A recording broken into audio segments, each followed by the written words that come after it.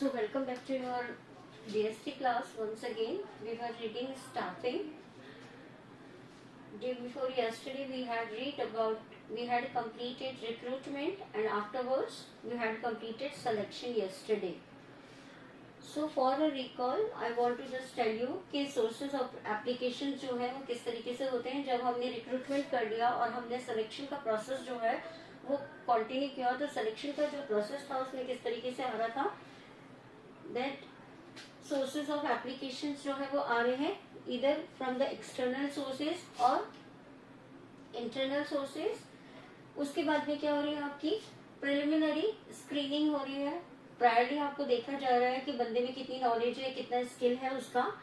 अगर उसकी preliminary screening जो है वो ओके होती है तो फिर क्या हो रहे हैं, आपके सिलेक्शन टेस्ट हो रहे हैं.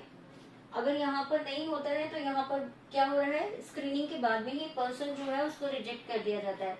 अगर लगता है कि the person is misfit, the candidate is misfit for the job, तो यही उसको रिजेक्ट कर दिया जाता है. रेस्ट दोज हु जिन्होंने ये कंप्लीट किया है, प्रिलिमिनरी जो स्क्रीनिंग है उसको उन्होंने सक्सेसफुली क्लियर किया है, तो वो कहाँ आ जाते हैं, सिलेक्शन टेस्ट में आ जाते हैं. Different kind of selection test are there. उसके बाद में अगर सिलेक्शन ओके होता है then they come for the employment interview. वो इंटरव्यू के लिए आते हैं. जो रिजेक्ट हो जाते हैं यहाँ पर वो बंदे जो हैं वो आगे नहीं जाते हैं. उसके बाद में क्या हो रहा है, आपका एम्प्लॉयमेंट इंटरव्यू के बाद में अगर एम्प्लॉयमेंट इंटरव्यू जो आपका सही जाता है और अगर आप उसमें सेलेक्ट हो जाता है कैंडिडेट, तो रेफरेंस एंड बैकग्राउंड एनालिसिस होता है. आपने देखा था कि किस तरीके से उनसे रेफरेंसेस मांगते हैं, या तो प्रीवियस जॉब पे जो लोग वर्क कर रहे हैं उनके रेफरेंसेस मांगे जाते हैं, या किसी भी रिनाउंड पर्सन जो होते हैं उनके रेफरेंसेस जो है वो मांगे जाते हैं उनकी ऑथेंटिसिटी को देखने के लिए. फाइन, तो यहाँ हो गया. इसके बाद में सेम थिंग कि अगर यहाँ पर रिजेक्शन होता है तो कैंडिडेट जो है वो आउट हो जाता है, इस प्रोसेस से ही आउट हो जाता है. अदरवाइज अगर रेफरेंस और बैकग्राउंड जो है वो ओके आता है तो सिलेक्शन डिसीजन जो है वो लिया जाता है. सिलेक्शन डिसीजन अगर पॉजिटिव आता है तो उसको क्या कर दिया जाता है, कैंडिडेट को जॉब ऑफर कर दिया जाता है, एम्प्लॉयमेंट कॉन्ट्रैक्ट बना लिया जाता है.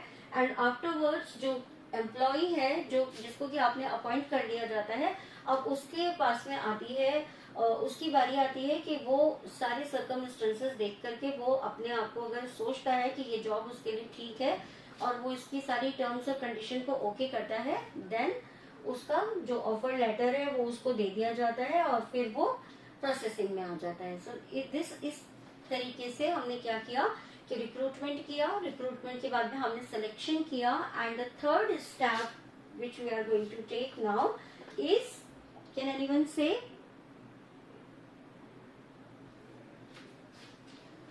The next step is training and development. अब क्या किया जा रहा है, किसी जो आपने कैंडिडेट जो है जिनको क्या आपने सेलेक्ट कर लिया जा रहा है उनको क्या किया जा रहा है, ट्रेनिंग या फिर उनका डेवलपमेंट. ट्रेनिंग और डेवलपमेंट से क्या मीनिंग है यहाँ पर, training and development is an attempt to improve the current or future employee performance by increasing an employee's ability to perform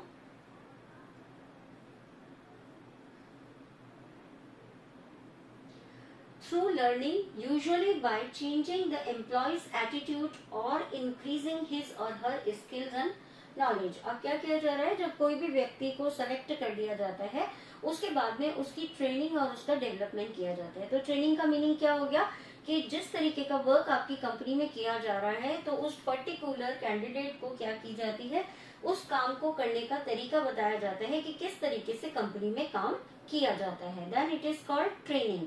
तो जो पर्टिकुलर कैंडिडेट है उसकी ट्रेनिंग जो है वो आपकी कंपनी में शुरू हो जाती है.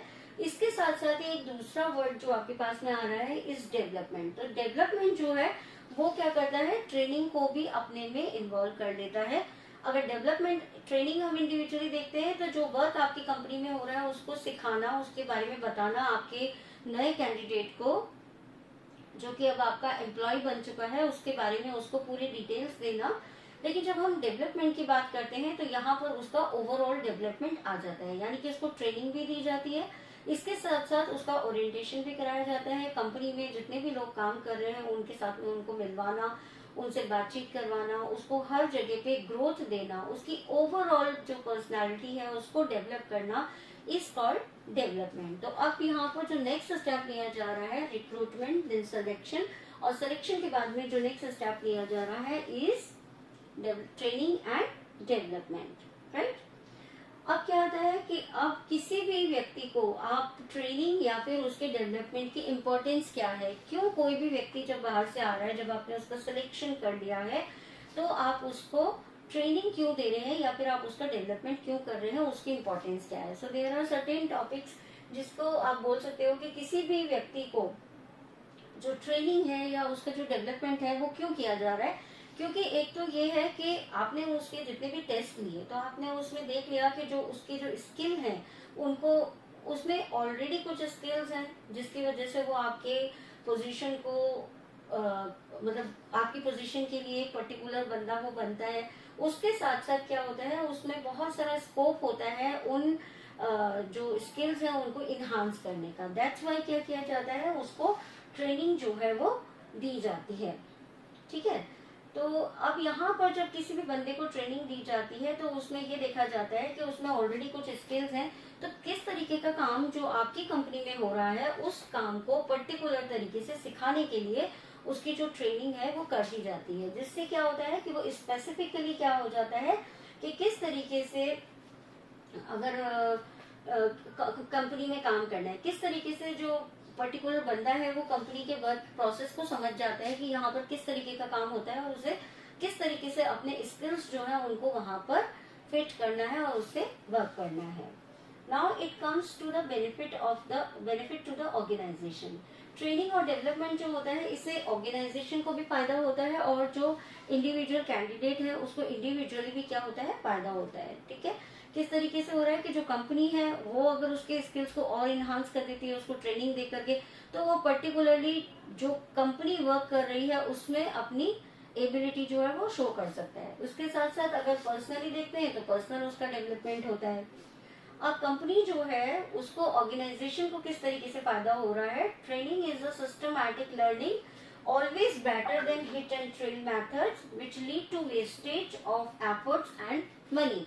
अब यहाँ पर देखिए जो ऑर्गेनाइजेशन है उसको किस तरीके से फायदा हो रहा है किसी भी व्यक्ति को ट्रेनिंग देने का या उसका ओवरऑल डेवलपमेंट करने का, कि कंपनी में केवल एक तो ये कि तुक्केबाजी में किसी भी काम को कर दिया जाए, तो कई बार क्या हो जाता है ओवरलैपिंग भी हो जाती है। जैसे आपने पढ़ा था ना पहले कि अगर हम प्लानिंग नहीं करते हैं तो जो चीजें हैं वो कैसे हो जाती हैं, कंटिन्यूएशन उनका जो है वो सही नहीं रहता है। तो इसी तरीके से यहाँ पर अगर हम उसे सिस्टमैटिक तरीके से लर्निंग सिखाते हैं तो हम क्या कर सकते हैं, हम एफर्ट्स और मनी, जो एफर्ट वो लगा रहा है चाहे वो फिजिकल एफर्ट हो या फिर मेंटल एफर्ट हो, तो उसके एफर्ट्स को और इवन साथ साथ जो मनी है उसको भी हम क्या कर सकते हैं, सेव कर सकते हैं। दोनों में हम क्या कर सकते हैं, वेस्टेज को रोक सकते हैं as effort and as money.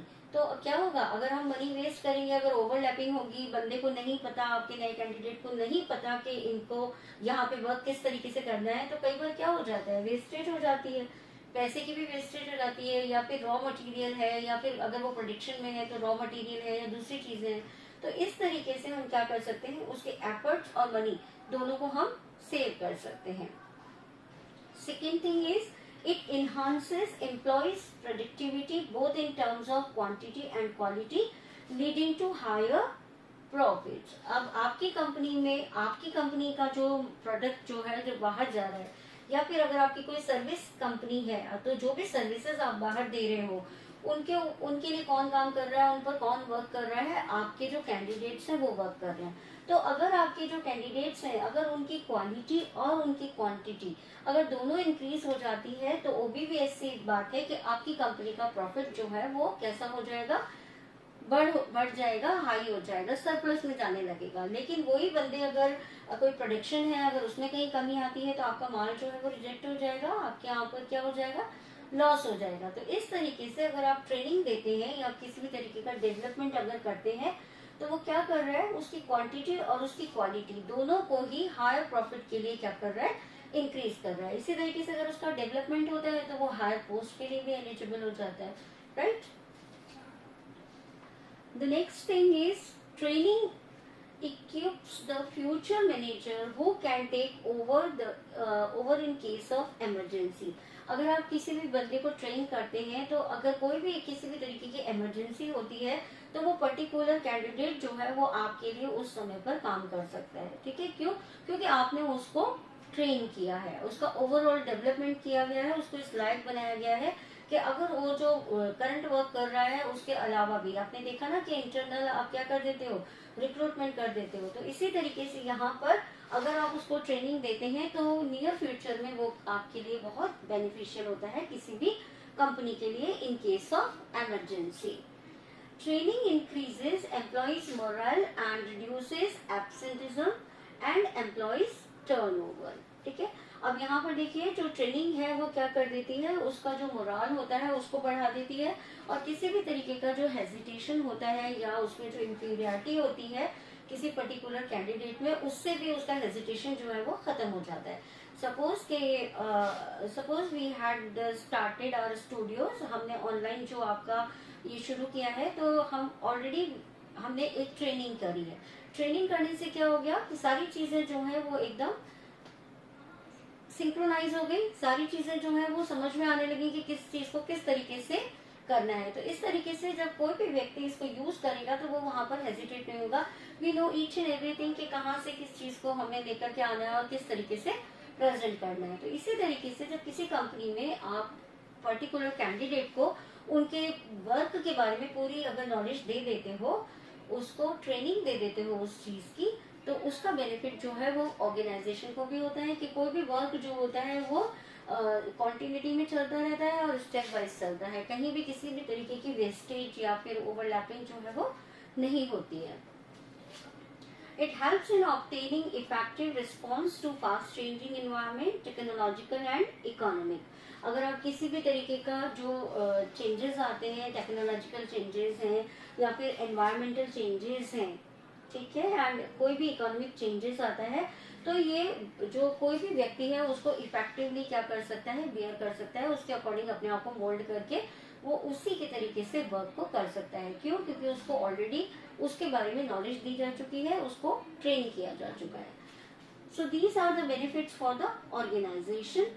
अब आते हैं एम्प्लॉय के ऊपर कि एम्प्लॉय जो है अगर उसको किसी भी चीज की ट्रेनिंग दी जाती है तो उसको क्या बेनिफिट होते हैं। इन जनरल अगर मैं आपको बोलूं कि अगर आपको मैं किसी भी चीज की मैंने अगर आपको कोई भी प्रोजेक्ट दे दिया, लेकिन अगर मैं उसके लिए आपको एक छोटी सी ट्रेनिंग दे देती हूँ कि you have to do work like this, तो क्या होगा, आप उसमें बहुत ज्यादा कंफर्टेबल हो जाएंगे, और जब आप उस चीज में कंफर्टेबल होंगे तो आपका जो आउटकम है वो कैसा होगा, अच्छा होगा। तो इसी तरीके से अब यहाँ पर एम्प्लॉय जो है उसको भी कुछ बेनिफिट्स हैं। It improved skills and knowledge due to training lead to better career of the individual. किसी भी इंडिविजुअल को जब ट्रेनिंग दी जाती है तो उसे सारी नॉलेज दे दी जाती है, जिससे कि वो अपने जहाँ पे प्रेजेंटली वर्क कर रहा है वहां पे तो कंफर्टेबल होता ही है, उसके साथ साथ नियर फ्यूचर में अगर वो कहीं और भी जाता है तो वहां पर उसको इंडिविजुअल बेनिफिट्स जो है अपनी ट्रेनिंग के मिलते हैं। अगर उसने यहाँ पर ट्रेनिंग ले रखी है तो जैसे ही कहीं वो स्विच करेगा या किसी दूसरी जगह पे मूव ऑन करेगा और वहां पे अगर उसको इस तरीके की सिचुएशंस आती है तो वो उनको इजीली हैंडल कर पाएगा, या फिर वो एक अच्छे प्रमोशन पे भी जा सकता है। क्यों? क्योंकि वो ऑलरेडी उस चीज में ट्रेंड है। Then increased performance by the individual help him to earn more. अगर किसी को ट्रेन कर दिया जाता है, अगर वो कुछ बहुत, सपोज अगर आप घर में ही देखते हैं कि अगर आप एवरीडे अगर आप कुकिंग करते हैं तो क्या होता है, एवरीडे कुकिंग करने से आपकी जो स्किल्स हैं वो बेहतर होने लग जाते हैं। पहले दिन अगर आप चपाती को गोल नहीं बना पा रहे हो तो 15th डे तो ऑब्वियस सी बात है कि आप उसको बहुत बेटर कर लोगे।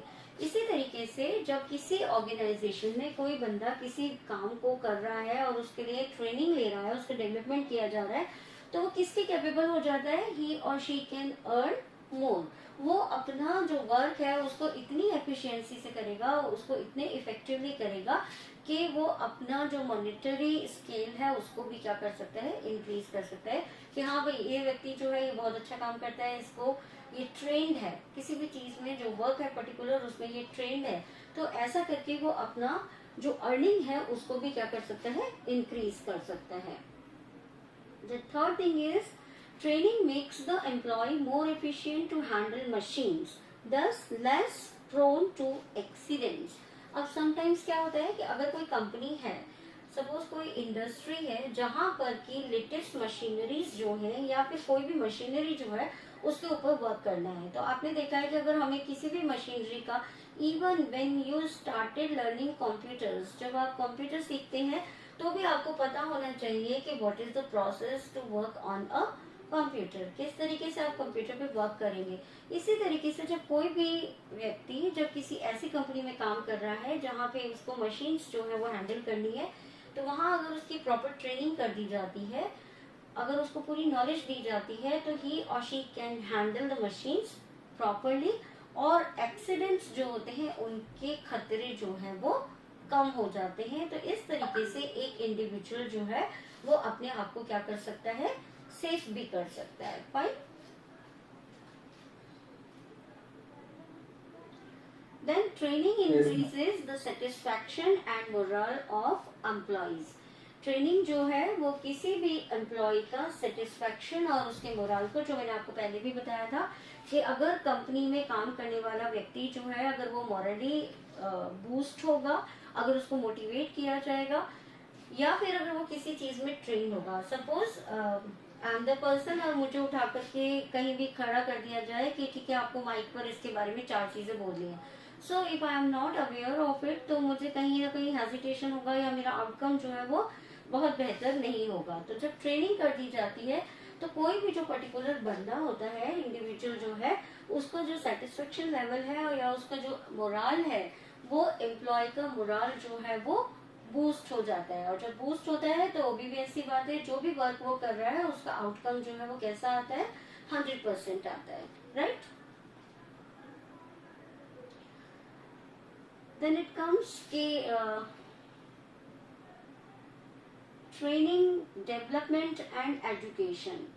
The term training is used to indicate the process by which attitudes, skills and abilities of employee to perform specific jobs increased. अब आपने देख लिया कि जो ट्रेनिंग है वो क्या है। ट्रेनिंग जो है वो क्या प्रोसेस है जो कि किसी भी कैंडिडेट का जो एटीट्यूड है, उसका जो स्किल है, उसकी जो एबिलिटीज है, वो क्या करती है, किसी भी जॉब के लिए उसको इंक्रीज कर देती है। ऑलरेडी जो व्यक्ति है उसमें स्किल्स होते हैं, लेकिन जब हम उसको पॉलिश कर देते हैं, जब हम उसको ट्रेन कर देते हैं, तो उसका जो एटीट्यूड होता है towards the company, towards the work, वो उसकी स्किल्स, उसकी एबिलिटीज जो है किसी भी स्पेसिफिक जॉब के लिए, क्योंकि ट्रेनिंग जो है वो आप किसी स्पेसिफिक चीज की तो दे रहे हो, ऐसा तो नहीं है एक साथ 10-15 ट्रेनिंग जो है वो आपने देनी शुरू कर दी। स्पेसिफिकली जो वर्क वो करने वाला है उसी की ट्रेनिंग आप दे रहे हो। तो ऐसे में उसका जो एटीट्यूड है towards the work, towards the organisation, उसकी एबिलिटी और उसका जो स्किल है वो कैसा हो जाता है, इंक्रीज हो जाता है। Right. Then it comes to the development. Development जो है, डेवलपमेंट वो क्या कर रहा है, refers to the learning opportunities designed to help the employees grow. Right? तो यहाँ पर आपने देखा कि जब डेवलपमेंट हो रहा है, ट्रेनिंग हो रही है, तो ट्रेनिंग में क्या किया जा रहा है, स्पेसिफिक किसी चीज की ट्रेनिंग दी जा रही है। But when we are talking about the development, तो क्या हो रहा है, व्यक्ति का ओवरऑल डेवलपमेंट जो है वो किया जा रहा है। तो in case of overall development यहाँ पर उसको बहुत सी लर्निंग अपॉर्चुनिटी जो है वो मिलती है, जिससे कि एम्प्लॉय जो है उसकी ग्रोथ जो है वो तेजी से होती है। He is not handling his work properly, even जो वर्क एनवायरमेंट है उसमें भी उसको क्या मिलती है, ग्रोथ मिलती है। क्यों? क्योंकि यहाँ पर उसका ओवरऑल डेवलपमेंट जो है वो किया जा रहा है। Right. Then next come, there is a difference between training and development. Training और development जो है उसको किस तरीके से differentiate किया जा रहा है। Training is a process of increasing knowledge and skill. किसी भी व्यक्ति की knowledge और skill जो कि already उसमें exist है, उसको क्या किया जा रहा है, increase किया जा रहा है, उसको बताया जा रहा है तरीका और उसको बढ़ाया जा रहा है, increase किया जा रहा है। It is known as training. उसकी knowledge को और उसके skill को बढ़ाया जा रहा है. Then it comes to development. It is a process of learning and growth. यहाँ पर केवल इंडिविजुअल स्पेसिफिक चीज की बात नहीं की जा रही है. जब डेवलपमेंट होता है तो उसका ओवरऑल डेवलपमेंट किया जाता है किसी भी इंडिविजुअल का, और ये एक तरीके की लर्निंग है, और इस लर्निंग से आपको क्या हो रहा है, ग्रोथ हो रही है. तो ये कॉन्टिन्यूअस एक प्रोसेस है लर्निंग एंड ग्रोथ के लिए, which is called development.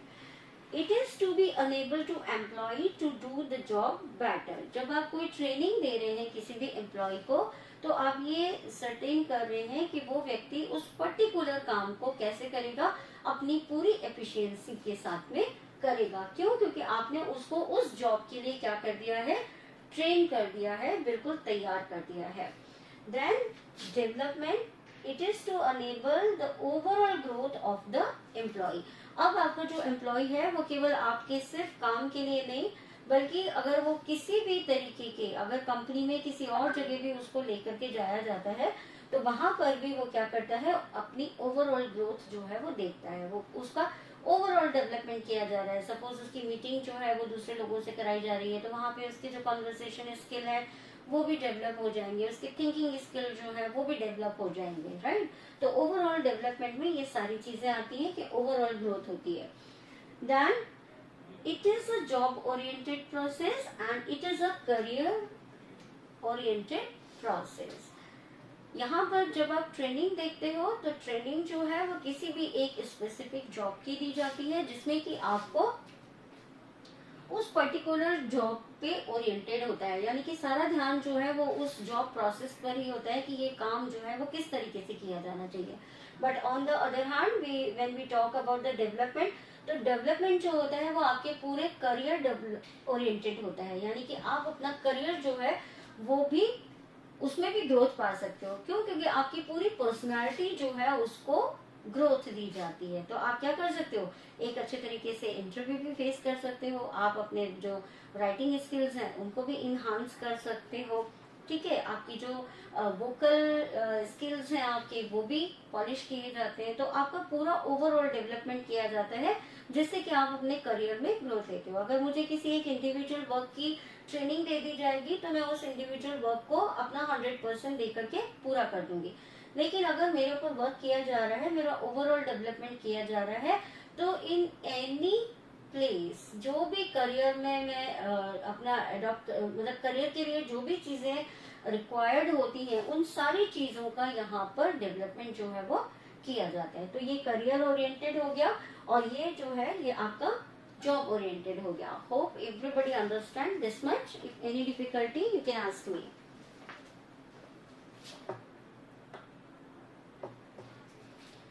So is there any difficulty?